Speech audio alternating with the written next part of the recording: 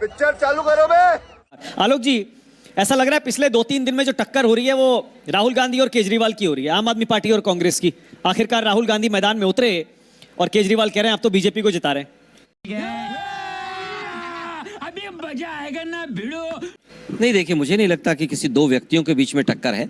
हाँ, इतना जरूर है कि जो 11 साल का भ्रष्टाचार और भ्रष्ट सरकार यहाँ पर रही और जिस तरह से जनता आज केजरीवाल जी के खिलाफ खड़ी है, तो स्वाभाविक है कि आम आदमी पार्टी और जनता के बीच में मजबूत टक्कर होने जा रही है और जनता उसमें कांग्रेस को चुनने के दी जा रही है। आपने देखा ही, आपके कार्यक्रम का नाम ही मानक जी मंथन है, तो मंथन दिल्ली के अंदर चल रहा है। हम तो सोच रहे थे दिल्ली के अंदर मंथन होगा तो कुछ अच्छी चीज़ें निकलेंगी, लेकिन दुर्भाग्य है कि वो जमुना जी आई और जमुना जी में से केजरीवाल जी ने जहर निकाल दिया वहाँ से। उन्होंने कहा कि साहब वो जहर मिलाया जा रहा है, जहर चल रहा है। मतलब इतना गैर जिम्मेदाराना बयान देकर चुनाव की लड़ाई को कहाँ ले जाना चाहते हैं, और पूरी तरह से भाजपा इनका साथ दे रही है। मोदी जी कहते हैं ये 11 साल का प्रधानमंत्री भी पानी वही पी रहा है।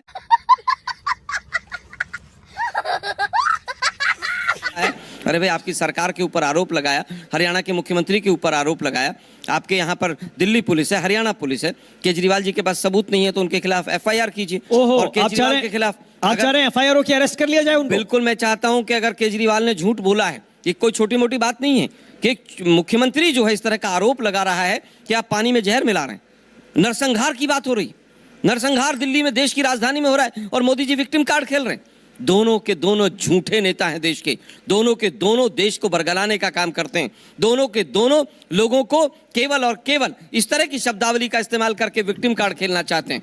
अरे बाप रे, ये तो धोती खोल रहा है। वो एक और मुख्यमंत्री हरियाणा के, वो चंडीगढ़ से उड़े फॉ करके दिल्ली आके लैंड हुए। कहाँ गए इलेक्शन कमीशन?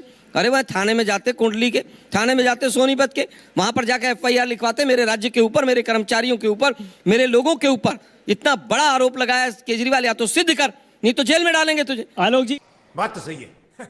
जी, क्या ये आधिकारिक स्टैंड मान ले, ऑफिशियल स्टैंड है मैं कह रहा हूं बिल्कुल एफआईआर करके अरविंद केजरीवाल को अरेस्ट करना चाहिए? मैं कहता हूं 101%। अगर ये बयान, इसमें सच्चाई नहीं है, केजरीवाल के पास सबूत नहीं है, तो तुरंत इसके ऊपर एफआईआर होनी चाहिए। आप फिर अगर क्यों कह रहे हैं? आप क्यों कह रहे हैं? आप कह रहे हैं गलत आरोप है, फिर अगर क्यों कह रहे हैं? कहिए गलत आरोप है। मैंने कहा केजरीवाल के पास सबूत है तो सबूत रखे। वो तो कह रहे हैं अमोनिया पानी में ज्यादा है। अमोनिया की मात्रा ज्यादा हो गई। अमोनिया की मात्रा के आंकड़े उठा के देख लीजिए, 1 तारीख से लेकर 31 तारीख तक। 31 तारीख को कम था और उसके बाद वो बढ़ा है। अच्छा, आप एक मिनट बताइए, अमोनिया अगर ज्यादा है, कम है, वो जहर मिला दिया है और किसी ने जहर मिला दिया है। इतना गैर जिम्मेदाराना बयान। देखिए, हम भी पॉलिटिक्स करते हैं, हम भी यहाँ पर आपके चैनल्स पर आकर बात करते हैं। हम देश की जनता की मानसिक स्थिति को कहाँ ले जाना चाहते हैं? अच्छा, आप बीजेपी को जितवा रहे हैं क्या? देखिए, जितवा तो जनता हराएगी और जिताएगी जनता। हमने 15 साल काम किया, हमने देश को बताया कि दिल्ली मॉडल क्या है। दिल्ली के अंदर फ्लाईओवर से लेकर, मेट्रो से लेकर, स्कूल से लेकर, कॉलेज से लेकर, यूनिवर्सिटी से लेकर सब कुछ हमने दिया। इन्होंने क्या दिया? हमने 36,000 मकान गरीबों के लिए बनाकर दिए थे, उनमें से एक कॉलोनी 2013 छोड़ दीजिए ना, 25 में आ जाइए ना। 12 साल आगे आइए, इतना पीछे आप घूमते रहते हैं। वो 15 साल हम तो पूछ रहे हैं। यहाँ आइए, 0-0 है आपका। अभी बता है भाई, अभी बता है, अभी किया ना, अभी बता है। देखिए, जनता के हाथ में, कांग्रेस दुविधा में है, मान लीजिए। जनता के हाथ में है सब कुछ। हम कोई दुविधा में नहीं है। इंडिया अलायंस का एक दबाव था, उसकी वजह से हम कहीं ना कहीं दुविधा में रहे। हमने उसके लिए जनता से माफी मांगी। आज हम सीधा सीधा कह रहे हैं कि अगर कोई सबसे भ्रष्ट और सबसे बड़ा, क्योंकि जहर की बात हो रही है, तो हम तो ये कह रहे हैं कि सबसे ज्यादा जहरीला कोई पॉलिटिशियन आज तक इस देश के अंदर आया है तो उसका नाम अरविंद केजरीवाल है। क्या क्या बात कर रहे हैं? भ्रष्ट भी और जहरीला भी, भ्रष्ट भी, जहरीला भी और अमोनिया वाला भी। और हालत यह है कि दिल्ली को आज 10 साल शासन देने के बाद एक एक्सीडेंटल सीएम मिली। ये तो कह रहे हैं टेम्परेरी सीएम है अनुराग भाई, तो इनके मुख्यमंत्री कह रहे हैं टेम्परेरी सीएम है। मैं कह रहा हूं एक्सीडेंटल सीएम है। एक्सीडेंटल। अब आप सब बच्चे आइजॉम्स वाले पूछेंगे भाई क्यों है? 2 दारू की बोतल टकराई, खड़ा, और केजरीवाल जी तिहाड़, और एक नई सीएम निकली। यही हुआ था भाई, इसके अलावा तो कुछ नहीं था। अगर वो दारू घोटाला नहीं होता एक बोतल के साथ दूसरी फ्री होने का, तो क्या वो सीएम बनती? वो नहीं बनती। अरे आप ही ने घोटाला उजागर किया। आलोक जी, आप ही ने घोटाला उजागर किया। हमने उजागर किया। आप उसका श्रेय वो लेते हैं। केजरीवाल जी जो बार बार कहते थे आरोप भी किसी पर लग जाएं, ये लिस्ट मेरे पास है जी, सब मिले हुए हैं जी, सब मिले हुए हैं जी। अच्छा आलोक जी, ये लिस्ट तो मेरे पास है जी, सब भ्रष्टाचारी हैं जी। खुद 174 दिन अंदर हुआ है, इस्तीफा नहीं दिया। दुर्भाग्य यह है कि देश के राजधानी के साथ अन्याय हुआ। 8 तारीख को क्या हो रहा है? बीजेपी को दिल्ली की जनता ने 7 सांसद 3 बार चुनकर दिए। एक सांसद बता दे जिसने यमुना की सफाई के ऊपर संसद में सवाल पूछा हो। अच्छा, आलोक जी, अगर पूछा हो तो आप लोग भी खोजिए आलोक जी, उसको 8 तारीख को गूगल पे बताइए ना, किसी 8 सांसद तारीख ने को क्या होने कहा वाला था। लेकिन आज केवल वोट चाहिए तो यमुना माँ भी याद आ गई, गंगा माँ भी याद आ गई, सब ये बड़ी अच्छी बात कही आप। सब कुछ याद आ आलोक गया जी, है। आलोक जी, कितनी सीटें आ रही हैं 8 तारीख को? देखिए भविष्यवाणी मैं नहीं कर सकता हूँ मानक जी, भविष्यवक्ता या तो चाणक्य कर सकते हैं या केजरीवाल जी। चाणक्य कौन? चाणक्य एक ही है इस देश के अंदर आजकल जो फर्जी चाणक्य बने हुए हैं। गजब बेइज्जती है। सरकार आ जाए तो मैं ले आया, हार गए तो नड्डा जी का फोटो लगा दो। कौन है चाणक्य, वो आप समझ ही रहे हैं। चाणक्य वाणक्य कोई कुछ नहीं है इस देश के अंदर, देश की जनता सब कुछ है। आप में कॉन्फिडेंस देश की नहीं है आलोक जी। देखिए मैं कह रहा हूँ कि हमारी जीरो से कितना ज्यादा से ज्यादा कितना देखिए, ले जाएंगे, इसीलिए मानता- बोल नहीं पा रहे आप। मैं कह रहा हूँ कि दिल्ली के अंदर हमारी सरकार बनेगी, बात तो सही है। सरकार बनेगी, सरकार बनेगी हमारी। दिल्ली की जनता का जो झुकाव जीरो है- से सीधा 36। अरे भाई आज बताइए ना, एक जीरो सीवरेज ट्रीटमेंट प्लांट बनाया, एक नया कॉलेज नहीं खोला, एक नया डीडीए से लेकर लैंड लेकर स्कूल नहीं खोला, एक नया राशन कार्ड नहीं बनाया। अगर बनाया हो एक भी राशन कार्ड अच्छा, तो मुझे ये बताइएगा, आलोक जी जितने मैं हमले सारे कर कागज रहे लेके हैं, जा रहा हूं। आलोक जी जितने हमले कर रहे हैं, ऐसा लगता है प्रदीप भंडारी सबसे ज्यादा अंदर ही अंदर खुश हो रहे होंगे। लड़ने दीजिए इन दोनों को। नहीं मैंने तो जितना लड़ेंगे उतना से भी बीजेपी का पूछा। फायदा है। मानक जी इनके एक सांसद गालीबाज सांसद है, वो संसद के अंदर कहते हैं ये भ्रष्टाचारी, ये फलाना, वो बैठो, ये बैठ, ओ आतंकवादी बैठ। ये लैंग्वेज है उन लोगों की, उनको ये विधानसभा का टिकट दे रहे हैं। ये क्या तमाशा लगा रखा है तूने? अनुराग ढांडा, पहले ये बताइए कांग्रेस पर ऐसा आरोप क्यों लगाते हैं आप कि वो बीजेपी को जितवा रही है? राहुल गांधी बीजेपी को जितवाएंगे, कैसा आरोप है ये? देखिए ये नया नया गुपचुप इलू इलू है कांग्रेस और भारतीय जनता पार्टी का। ये इलू इलू इलू। इलू क्या है? ये इलू इलू तो अब मैं समझाता हूँ। ये नया नया इश्क होता है तो कहते हैं ना प्यार अंधा होता है।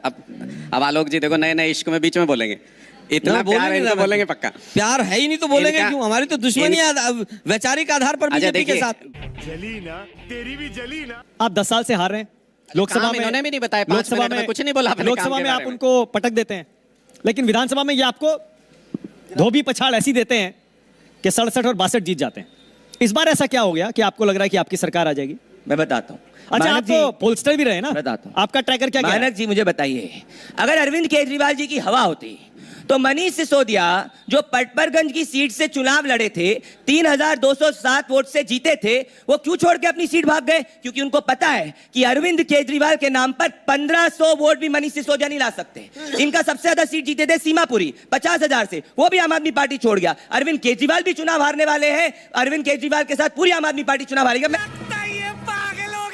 आज चूंकि दिल्ली का चुनाव है इसलिए जमुना के पानी पर बहस हो रही है और होनी चाहिए।